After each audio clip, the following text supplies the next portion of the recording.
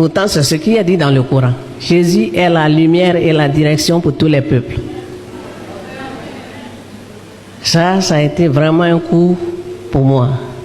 N'ayez même pas crainte de ces musulmans. Eux-mêmes, ils ont peur de vous et puis vous avez peur d'aller leur parler. Ça, là, c'est quand même bizarre. Vous avez l'Esprit de Dieu en vous. Le grand Dieu vous accompagne dans tout ce que vous faites et puis vous les craignez. Ils ne peuvent pas toucher quelqu'un si Dieu n'a pas voulu. Vous savez ça. Personne ne peut te faire quelque chose tant que Dieu n'a pas ordonné. Amen. Alors, le défi pour l'église de Côte d'Ivoire, les peuples non atteints, c'est un défi qui vous est lancé, qui m'est lancé. Mais on va relever le défi parce que le Seigneur est avec nous. Qu'est-ce que l'islam? L'islam, c'est une langue, la langue arabe. Les musulmans disent que le jugement va se faire en arabe. C'est eux qui disaient. L'islam, c'est la langue arabe. L'islam, c'est le pèlerinage à la Mecque. La première mosquée importante, c'est la Kaaba. Et la deuxième mosquée, c'est la mosquée d'Al-Aqsa à Jérusalem, à la place du temple de Salomon. La Kaaba, là, c'était rempli d'idoles. 365 idoles étaient dedans. Une idole par jour. Voici le lieu de l'adoration des musulmans. 365 idoles étaient contenues dedans, une idole par jour. C'est ça qui est la plus grande mosquée. Vas-y comprendre quelque chose. L'islam, c'est un engagement qui a pour base le credo de l'islam. Le credo de l'islam, c'est ça la base de l'islam.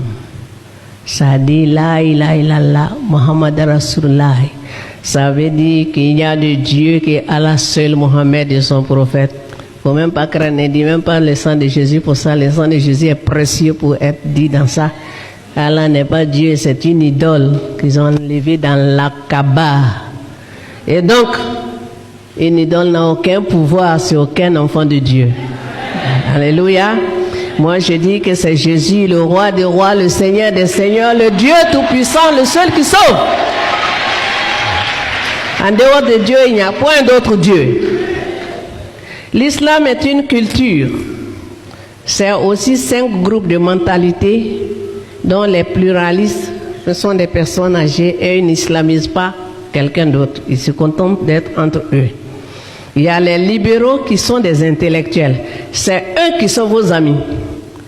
Ils vous appellent, venez prier chez moi. Et quand vous les invitez à l'église, ils viennent, ils s'asseyent. Vous leur donnez Bible, ils prennent, ils s'en vont avec. Mais ils sont toujours musulmans. Stratégie pour stratégie.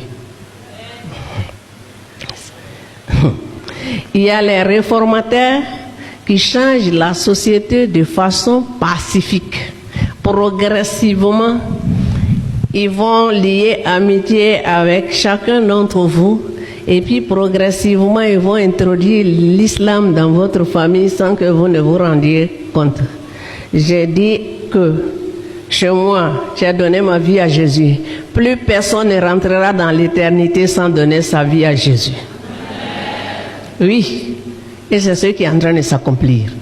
Quand mes frères qui ne sont pas encore rentrés dans la bergerie viennent, je dis que non, ici c'est moi qui contrôle, on ne prie pas ici, Allah. Et quand je sors, tout le monde sort, on s'en va à l'église. Chez moi, c'est moi qui suis le maître. On ne prie pas un autre Dieu dans ma maison. C'est la condition pour que tu viennes chez moi. Mais ne faites pas de compromission comme c'est mon parent. Non, personne ne veut voir son parent aller dans l'enfer. Ou bien, ma maman était âgée de 95 ans. Elle a donné sa vie à Jésus dans ça là. Elle est rentrée dans l'éternité, ça fait 1 an. Elle s'est couchée en train de donner les ordres à ses enfants. Et puis elle est partie sans qu'on ne sache qu'elle est partie. Donc, pas de compromission. Jésus est Seigneur, on doit le proclamer haut et fort à notre famille et à tout ce qu'on connaît.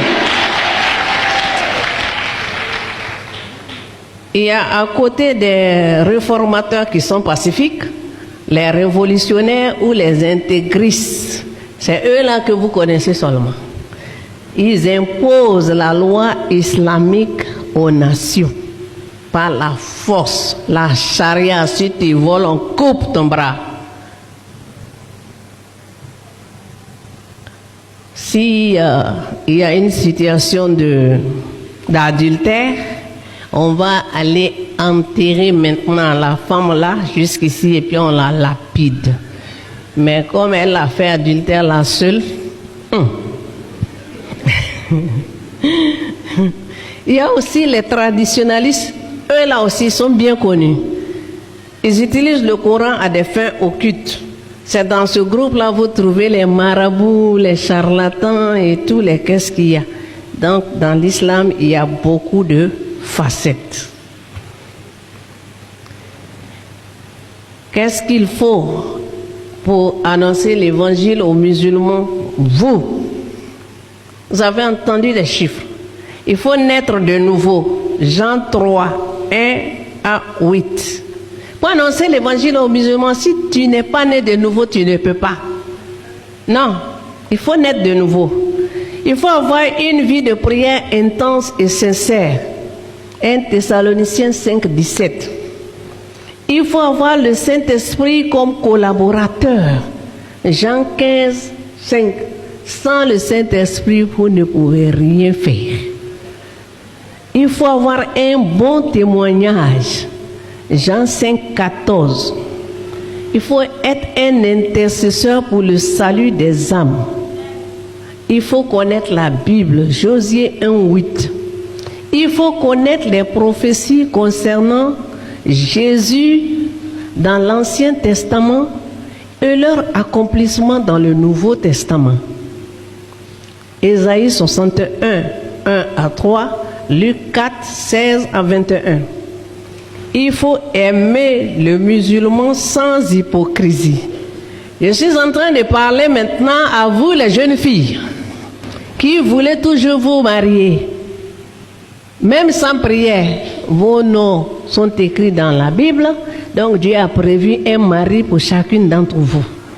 C'est pas la peine de dire que je vais l'amener à l'église pour le convertir. Personne n'a le pouvoir de conversion parmi nous ici. C'est Saint-Esprit qui convertit. On se marie à la maison. À la maison. On se marie à la maison. On dit de les aimer, mais il ne faut pas les aimer pour aller te trouver dans son lit là-bas. Non. Jésus ne t'a pas dit ça. Il faut avoir le fardeau des musulmans et il faut éviter à tout prix les discussions vaines. Parce que c'est les discussions là qui font qu'ils vous perdent le temps dans l'évangélisation. Ne pas discuter 2 Timothée 2, 23 à 24. Pas de débat. Pas de débat. On va s'arrêter là pour le moment. Et puis on aura le temps de continuer. Parce qu'il y a un rendez-vous de génération.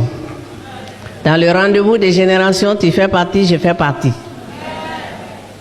Dans le rendez-vous des générations, il y a les gens de l'heure du matin, les 0 à 30 ans. Il y a les gens de l'heure du midi, de 30 à 60 ans. Les gens de l'après-midi, de 60 ans à plus. D'accord? Donc il y a génération ici. Rendez-vous de génération. Tu vas te lever, tu vas prier pour toi-même, pour que le Seigneur te prépare pour aller les affronter la semaine prochaine. Et tu auras la victoire parce que Jésus a déjà la victoire avant que tu ne viennes dans cette salle.